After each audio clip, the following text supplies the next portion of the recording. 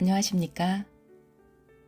사랑과 축복의 통로가 되는 유나의 감동 주파수입니다. 할머니, 할아버지. 그 이름이 주는 자애롭고 정겨운 마음의 연결 통로.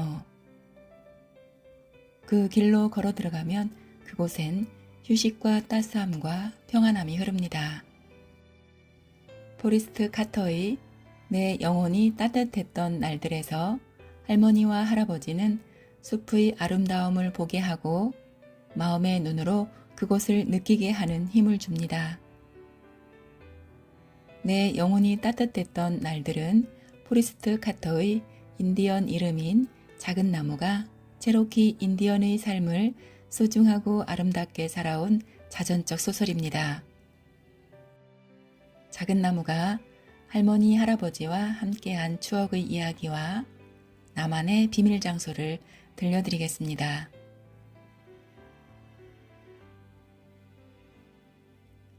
할머니가 낮고 부드러운 소리로 노래하기 시작했다. 숲도 가지를 스치는 바람도 이젠 모두 그가 온 걸 알지. 아버지 산이 노래 불러 맞아준다네. 아무도 작은 나무를 무서워하지 않아. 작은 나무가 착한 걸 아니까. 모두가 소리 높여 노래하지. 작은 나무는 외톨이가 아니야. 장난꾸러기 라이나도 졸졸졸졸 물소리 울리며 즐겁게 춤추며 산을 내려간다네. 내 노래 들어봐요. 우리 형제가 찾아왔어요. 작은 나무는 우리 형제. 작은 나무가 여기 있어요. 어린 사슴 우수디도 메추라기 미네리도 까마귀 가그까지 노래 부르네.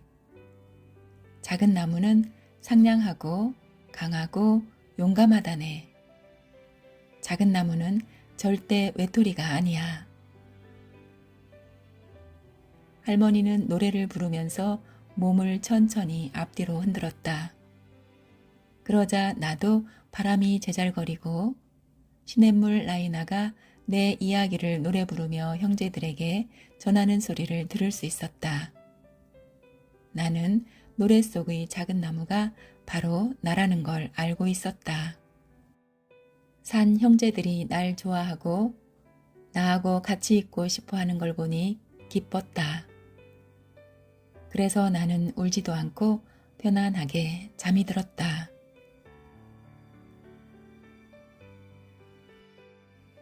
자, 이제 가자. 할아버지는 다시 숲길을 오르기 시작했다. 서리가 내린 것처럼 땅에서 솟아오른 얇은 얼음들이 발밑에서 부서졌다. 맞은편 산이 훨씬 가까워졌다.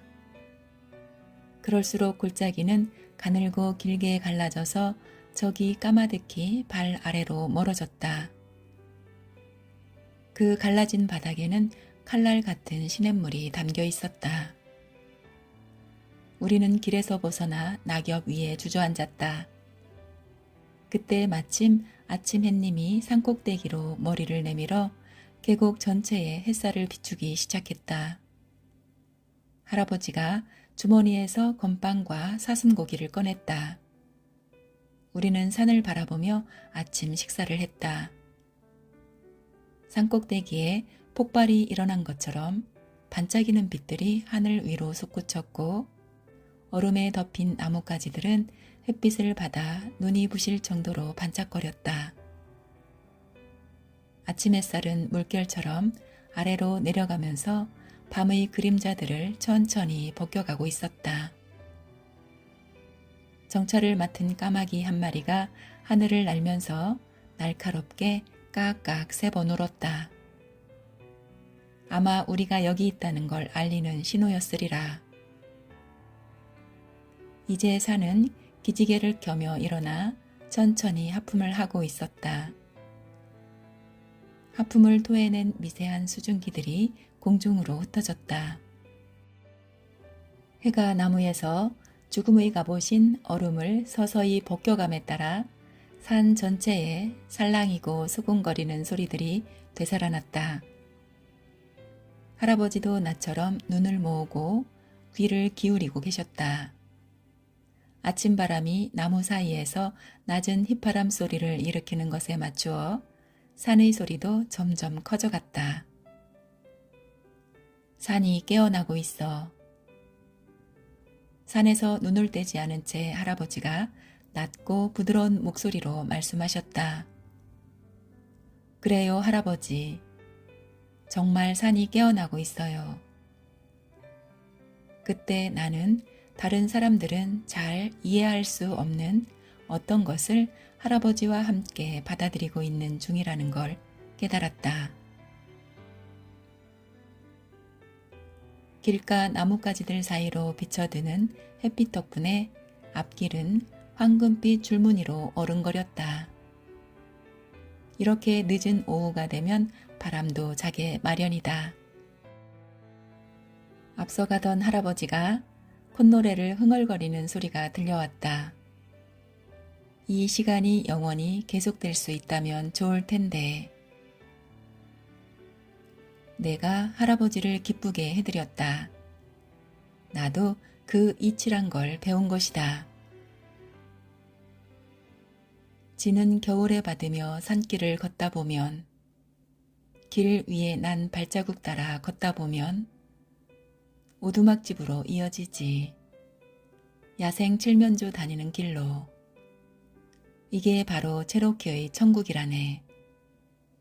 산꼭대기로 눈 들어 아침의 탄생 지켜보렴. 나뭇가지 사이로 지나는 바람에 노랫소리 들어보렴. 대지인 모노라에서 생명이 솟는 걸 느껴보렴. 그럼 체로키의 이치를 알게 될 거야. 새벽이 올 때마다 삶 속에 죽음, 죽음 속에 생명 있음을 알게 되리니 모노라의 지혜를 배우면 체로키의 영혼을 느낄 수 있을 거야.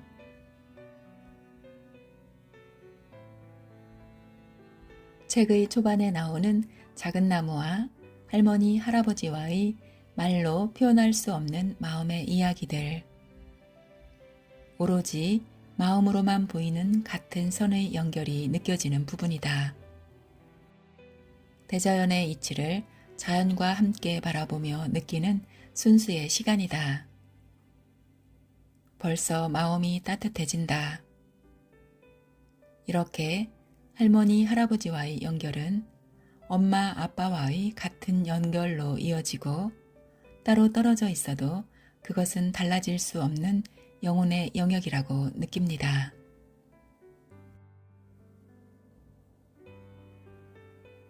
나만의 비밀 장소. 수백, 수천 마리의 생물들이 개천을 따라 살고 있었다.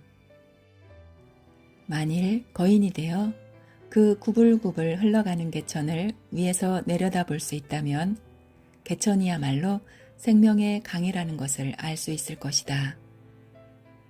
내가 바로 그 거인이었다. 키는 겨우 1m 정도밖에 안 되었지만 나는 거인처럼 쪼그리고 앉아 실개천들이 졸졸거리고 흘러내리면서 만들어낸 작은 웅덩이들을 연구하곤 했다. 개구리가 낳아둔 알들이 웅덩이 속에서 잠자고 있었다. 포도송이처럼 오글오글 모여있는 젤리 모양의 투명한 작은 공들 속에는 검은 올챙이들이 들어있었다. 부화되어 나올 날을 기다리면서. 개울물 위를 가로지르며 돌아다니는 사양충을 잡으려고 황어들이 화살처럼 빠른 속도로 움직이고 다녔다. 사양충을 잡아서 손에 올려놓고 냄새를 맡아보면 진짜 진하면서 감미로운 냄새가 났다. 한 번은 오후 한나절을 사양충 잡는데 다 보낸 적도 있었다. 그래도 내 주머니 속에 들어있는 건 2~3마리 뿐이었다. 잡기가 쉽지 않았던 것이다. 나는 그놈들을 할머니한테 보여드렸다.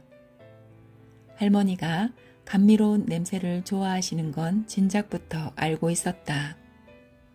비누를 만들 때면 언제나 그 속에다 인동 덩굴꽃을 섞곤 하셨으니까. 할머니는 서양충을 보자 내가 예상했던 것보다 훨씬 더 좋아하셨다. 할머니는 이렇게 감미로운 냄새는 한 번도 맡아본 적이 없다. 이런 멋진 벌레가 있는 걸 왜 지금까지 모르고 있었는지 알 수 없다고 하셨다. 그날 저녁 식탁에서 할머니는 내가 채 입을 열기도 전에 그런 냄새는 정말이지 생전 처음 맡아봤다고 하시면서 할아버지에게 그 벌레 이야기를 하셨다. 할아버지는 그 이야기를 듣고 깜짝 놀란 얼굴을 하셨다. 나는 할아버지에게도 사양충 냄새를 맡아보시게 해드렸다. 그러자 할아버지는 70여 년을 살았지만 그런 냄새는 한 번도 맡아본 적이 없노라고 하셨다. 할머니가 나에게 잘했다고 칭찬해 주셨다. 뭔가 좋은 일이 생기거나 좋은 것을 손에 넣으면 무엇보다 먼저 이웃과 함께 나누도록 해야 한다. 그렇게 하다 보면 말로는 갈 수 없는 곳까지도 그 좋은 것이 퍼지게 된다. 그것은 좋은 일이라고 하시면서 개울에서 물을 튀기며 다니는 바람에 옷이 젖었지만 할머니는 거기에 대해서는 한마디도 하지 않으셨다. 체로키는 아이들이 숲속에서 한 일을 가지고 꾸짖는 법이 절대 없다. 가끔 난 개울 저 위쪽까지 올라가 보곤 했다. 맑은 개울물을 건너기도 하고 흐르는 물속에 가지 끝이 잠길 정도로 쭉 늘어진 버드나무 잎사귀들이 만들어낸 녹색 커튼 사이로 몸을 구부린 채 지나가기도 하면서 개울 양쪽에는 물가에서 자라는 양치 식물들이 초록 치마를 넓게 펼치고 작은 우산 거미들이 집 지을 장소를 제공하고 있었다. 이 작은 친구들은 양치 식물의 줄기에다 가늘디 가는 거미줄의 한쪽 끝을 묶고는 공중으로 풀쩍 뛰어오른다. 좀 떨어진 곳에 있는 양치 식물 이파리에다 거미줄을 연결하려는 것이다. 그렇게 해서 성공하면 거미는 줄을 잎사귀에다 묶고 난 다음 다시 아까의 그 잎사귀 쪽으로 되돌아간다. 앞뒤로 폴짝폴짝. 이렇게 해서 진주처럼 빛나는 우산 모양의 거미집이 개울 위에 펼쳐지게 되는 것이다. 이놈들은 덩치는 작아도 의지는 보통 굳센 친구들이 아니었다. 물에 빠지기라도 할라치면 잽싸게 기어나와 악착같이 높은 곳으로 기어올랐다. 한시 앞이 물 밖으로 나가야 황어들이 채가지 못할 테니 말이다. 나는 실개울 한가운데에 쪼그리고 앉아서 작은 거미 한 마리가 자기 집을 양쪽으로 연결하려고 애쓰는 것을 지켜보고 있었다. 그놈은 그 개울을 통틀어 다른 어디에서보다 더 넓은 거미집을 가지려고 작정했는지 개울이 가장 넓게 벌어진 곳을 택했다. 거미줄 한쪽 끝을 양치 식물에 묶고 난 거미는 공중으로 펄쩍 뛰어올랐다. 하지만 반대편 잎사귀에 닿기도 전에 그만 물 위로 떨어지고 말았다. 잠깐 물에 쓸려가던 그놈은 필사적으로 물살을 헤치고 나와 개울가로 기어올랐다. 처음의 양치 식물이 있는 곳으로 돌아온 거미는 다시 한번 공중으로 뛰어올랐다. 그놈은 3번을 실패하고 나서 처음 위치로 다시 돌아오더니 막무가내로 뛰던 걸 중단했다. 대신 그놈은 잎사귀 끝쪽으로 걸어가더니 아래를 내려다보며 엎드렸다. 물을 연구라도 하는 것처럼 턱 밑에다 앞발을 포개고 말이다. 나는 그놈이 포기할 것이라고 생각했다. 아니, 사실 포기하고 싶은 건 내 쪽이었다. 실개울에 쪼그리고 앉아서 들여다보느라 물에 닿은 내 엉덩이가 얼얼한 판이었으니 말이다. 하지만 그놈은 그 자리에 꼼짝 않고 엎드린 채 생각하고 연구하고 있었다. 잠시 후 좋은 생각이 떠오른 것일까? 그놈은 양치식물 잎사귀 위에서 아래 위로 폴짝거리며 뛰기 시작했다. 폴짝폴짝. 그러자 양치식물의 잎사귀가 아래 위로 흔들리기 시작했다. 놈은 그 동작을 계속했다. 놈이 위로 뛰어오르면 잎사귀는 아래로 내려가고 놈이 아래로 떨어질 때쯤이면 잎사귀가 위로 올라왔다. 그러더니 갑자기 잎사귀가 가장 높이 올라온 순간 거미는 맞은편 잎사귀를 향해 펄쩍 뛰었다. 어느새 거미줄이 우산살처럼 쫙 펼쳐졌다. 드디어 해낸 것이다. 건너뛰는 데 성공한 놈은 자랑스런 마음에 시동이라도 걸린 것처럼 이쪽 저쪽으로 풀쩍풀쩍 뛰어다녔다. 너무 바삐 서둘러 다시 물에 빠질까봐 걱정이 될 정도였다. 어쨌든 이렇게 해서 놈의 진주 거미집은 지금까지 내가 본 중에서 가장 넓은 거미집이 되었다. 개울을 따라 골짜기 위쪽으로 올라갈수록 개울에 대해 더 많은 것을 알게 되었다. 버드나무에 둥지를 트는 디프제비들은 처음에는 내가 가까이 다가가면 시끄럽게 짹짹거리기만 하더니 나하고 친해지고 나서는 내가 가까이 가면 머리에 둥지를 내민 채 뭐라고 제잘거리며 말을 걸곤 했다. 개울가 여기저기서 울어대던 개구리들도 처음에는 내가 가까이 가면 울음을 뚝 그치곤 했다. 개구리들은 사람이 걸어오면 땅이 흔들리는 걸 느끼기 때문에 그런다고 할아버지가 설명해 주셨다. 할아버지는 나에게 체로키식으로 걷는 법을 가르쳐 주셨다.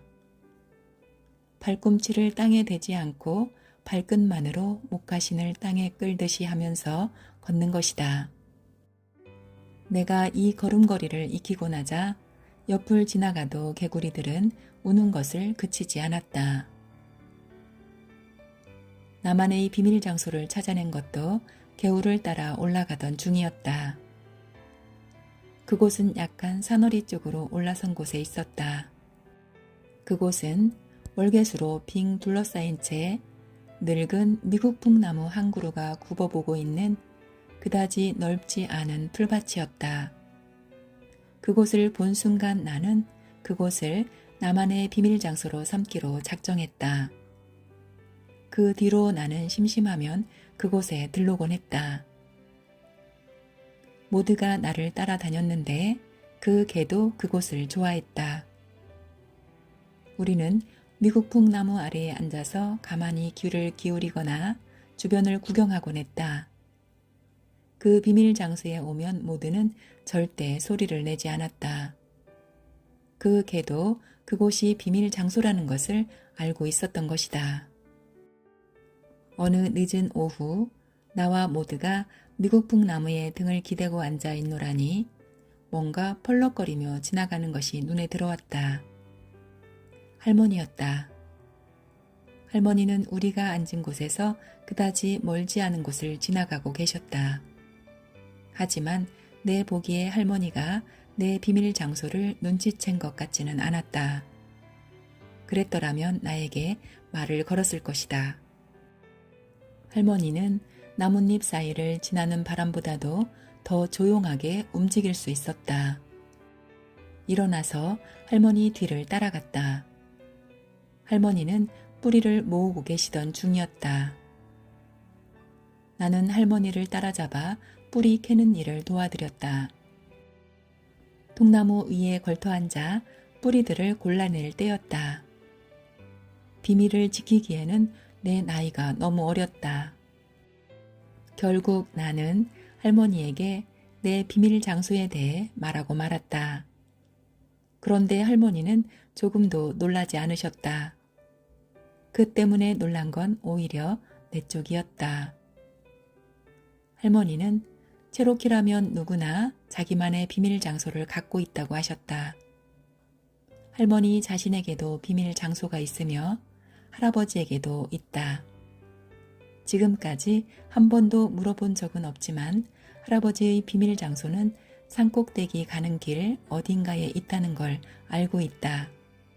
할머니 자신이 보기에는 대부분의 사람들이 자기만의 비밀 장소를 갖고 있는 것 같지만 확실하지는 않다.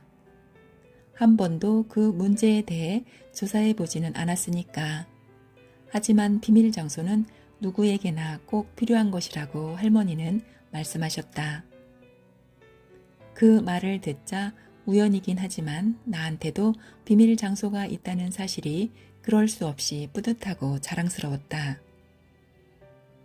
할머니는 사람들은 누구나 두 개의 마음을 갖고 있다고 하셨다. 하나의 마음은 몸이 살아가는 데 필요한 것들을 꾸려가는 마음이다. 몸을 위해서 잠자리나 먹을 것 따위를 마련할 때는 이 마음을 써야 한다. 그리고 짝짓기를 하고 아이를 가지려 할 때도 이 마음을 써야 한다. 자기 몸이 살아가려면 누구나 이 마음을 가져야 한다. 그런데 우리에게는 이런 것들과 전혀 관계없는 또 다른 마음이 있다. 할머니는 이 마음을 영혼의 마음이라고 부르셨다.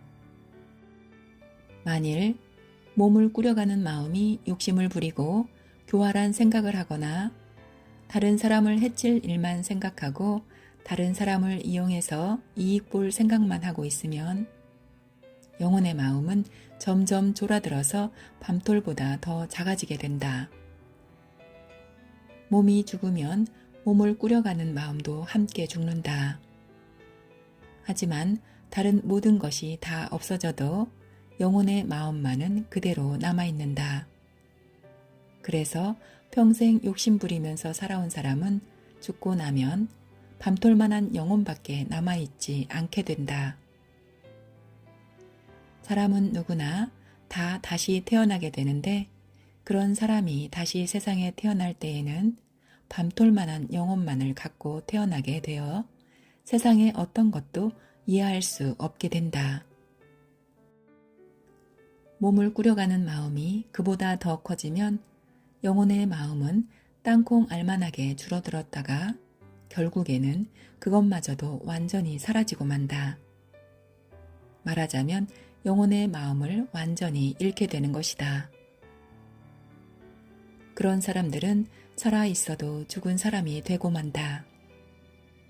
할머니는 어디서나 쉽게 죽은 사람들을 찾아낼 수 있다고 하셨다. 여자를 봐도 더러운 것만 찾아내는 사람, 다른 사람들에게서 나쁜 것만 찾아내는 사람, 나무를 봐도 아름답다고 여기지 않고 목재와 돈덩어리로만 보는 사람, 이런 사람들이 죽은 사람들이었다. 할머니 말씀에 따르면 그런 사람들은 걸어다니는 죽은 사람들이었다. 영혼의 마음은 근육과 비슷해서 쓰면 쓸수록 더 커지고 강해진다. 마음을 더 크고 튼튼하게 가꿀 수 있는 비결은 오직 한 가지, 상대를 이해하는 데 마음을 쓰는 것뿐이다. 게다가 몸을 꾸려가는 마음이 욕심 부리는 걸 그만두지 않으면 영혼의 마음으로 가는 문은 절대 열리지 않는다. 욕심을 부리지 않아야 비로소 이해라는 것을 할 수 있기 때문이다. 반대로 더 많이 이해하려고 노력하면 영혼의 마음도 더 커진다. 할머니는 이해와 사랑은 당연히 같은 것이라고 하셨다. 이해하지도 못하면서 사랑하는 채 하는 사람들이 있긴 하지만 그런 사랑은 진정한 사랑이 아니라고 하시면서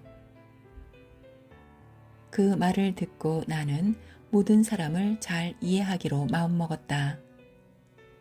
밤톨만한 영혼을 갖고 싶지는 않았기 때문이다.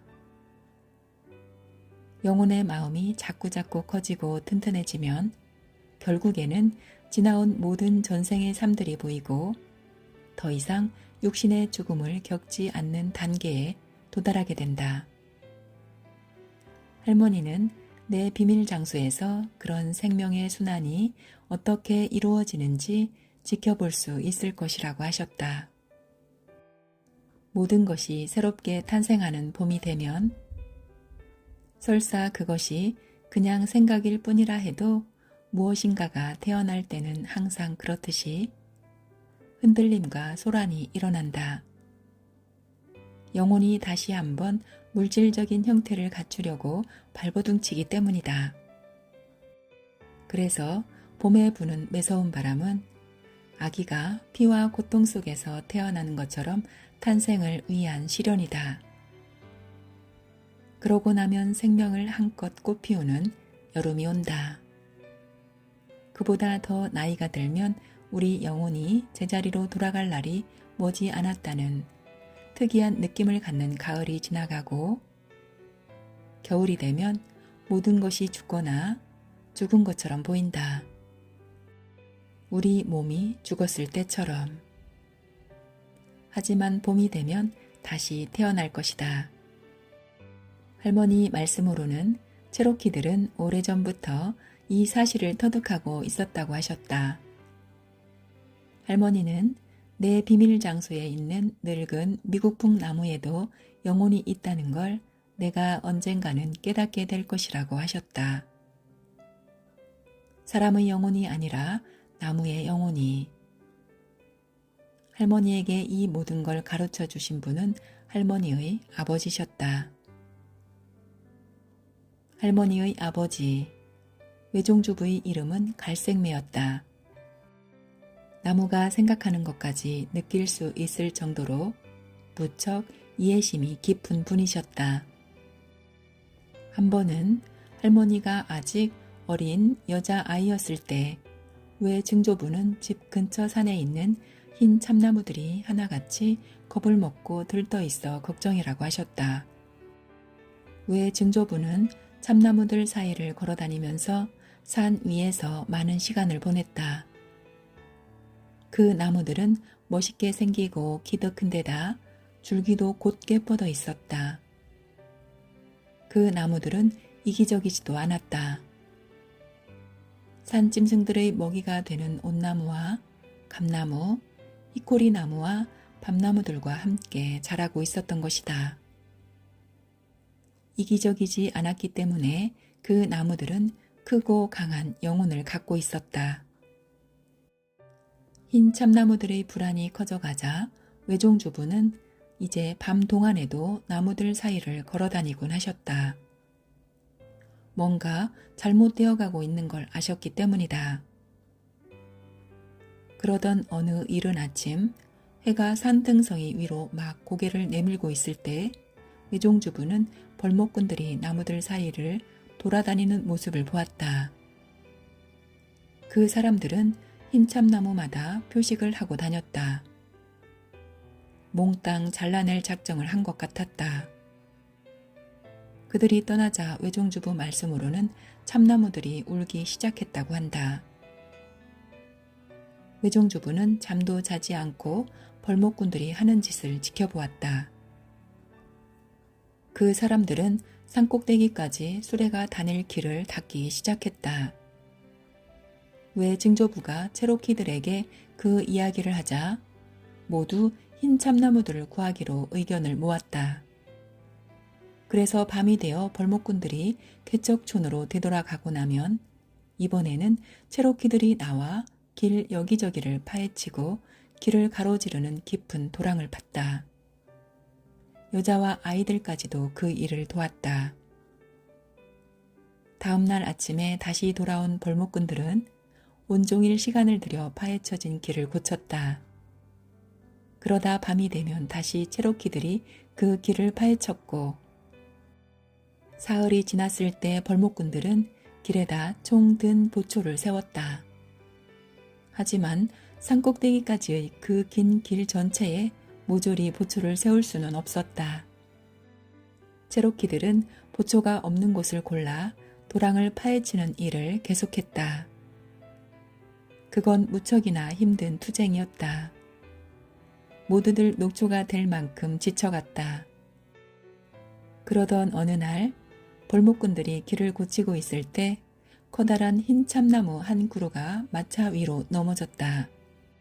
노새 2마리가 깔려 죽고 마차는 박살이 났다.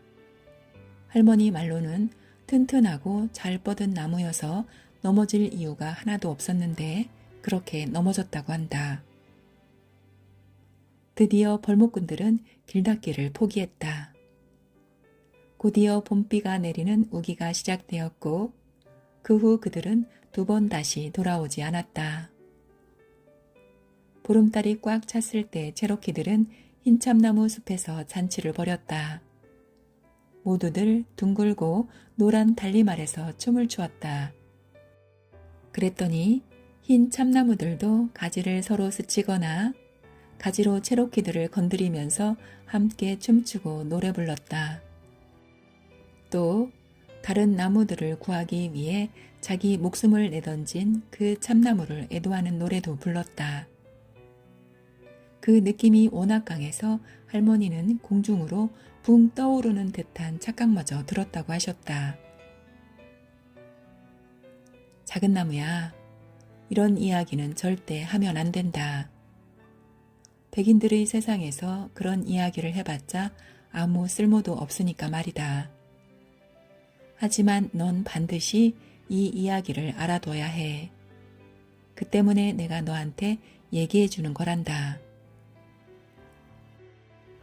그제서야 난 영혼이 빠져나간 마른 통나무만을 땔감으로 쓰는 이유를 알았다. 또 그때야 비로소 숲과 산에도 생명이 있음을 알았다. 너희 외종주부는 그렇게 이해심이 많은 사람이어서 그렇게 강하셨을 거야. 다음번 생애에도 그렇게 이해심이 많으실 거고. 나도 그렇게 강해졌으면 좋겠구나. 그러면 내 외종주부를 이해할 수 있을 것이고 서로의 영혼을 이해할 수 있을 터이니. 할머니는 이렇게 말씀하셨다. 또 할머니는 할아버지 자신은 느끼지 못하지만 할아버지가 이해의 경지에 점점 가까워지고 있다는 이야기도 하셨다.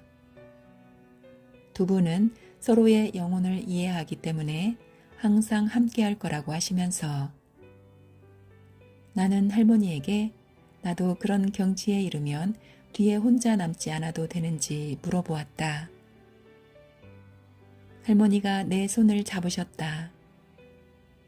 할머니가 내 질문에 대답하신 것은 산길을 한참 내려오고 나서였다. 항상 이해하도록 노력하라는 말이었다. 그렇게 하면 나도 그곳에 닿을 수 있을 것이며 할머니보다 앞설 수도 있다고 하시면서 말이다. 나는 앞서든 말든 그런 것에는 관심이 없었다. 다만 할아버지와 할머니를 따라잡을 수만 있다면 정말 좋겠다고 생각했다. 뒤에 혼자 남는 것은 정말 쓸쓸한 일이니까 말이다.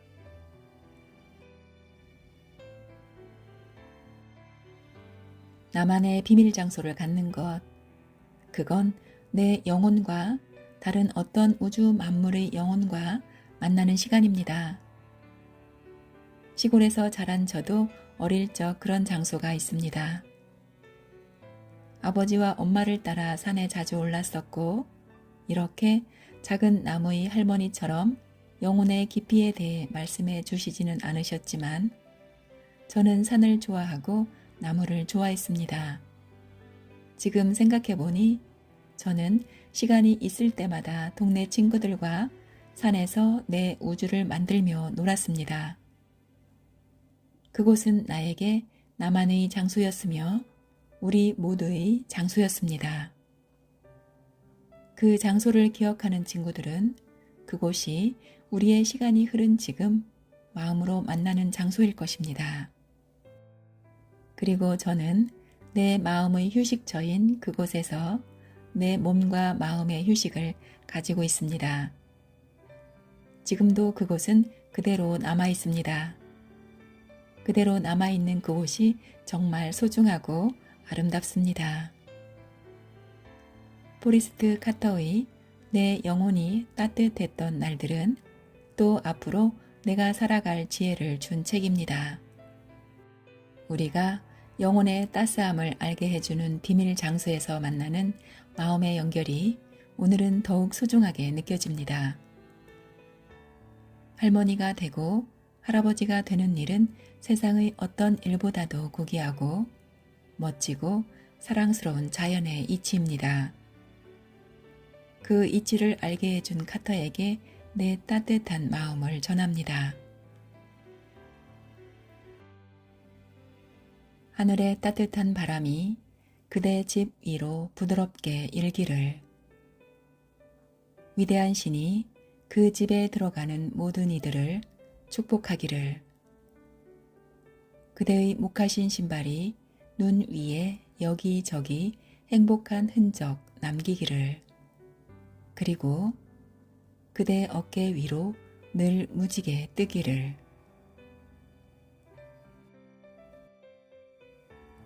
오늘도 우리의 주파수는 우리 영혼들의 따뜻한 만남의 감동과 사랑, 기쁨, 풍요, 행복, 자유, 감사, 평화입니다. 유나의 감동 주파수였습니다. 감사합니다. 사랑합니다. 축복합니다.